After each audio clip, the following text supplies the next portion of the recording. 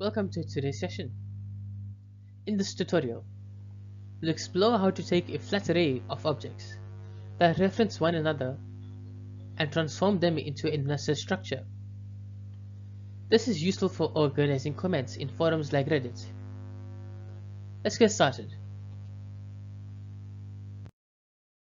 We have a list of objects where each object may reference a parent object.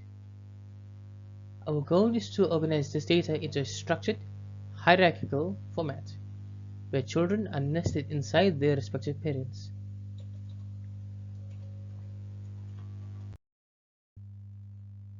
The nest function filters out items whose parent ID matches the given ID, then recursively nests child objects inside their parents.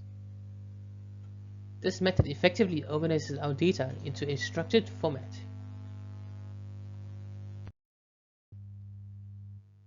This function works by first identifying the parent objects, then recursively nesting their children inside them. This continues until no more children remain, forming a complete hierarchy.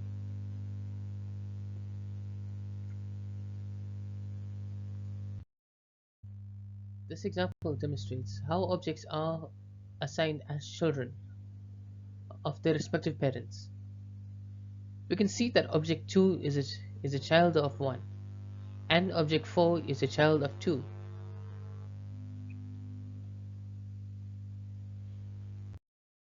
This approach is used in various real-world applications, such as organizing discussion threads, managing file structures, and even structuring hierarchical data like company employees. In summary, we've learned how to transform flat data into a nested structure using recursion. This is a powerful approach for handling threaded comments, file systems, and more. Thank you for following along.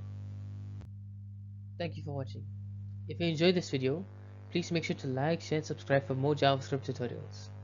I'll see you in the next one.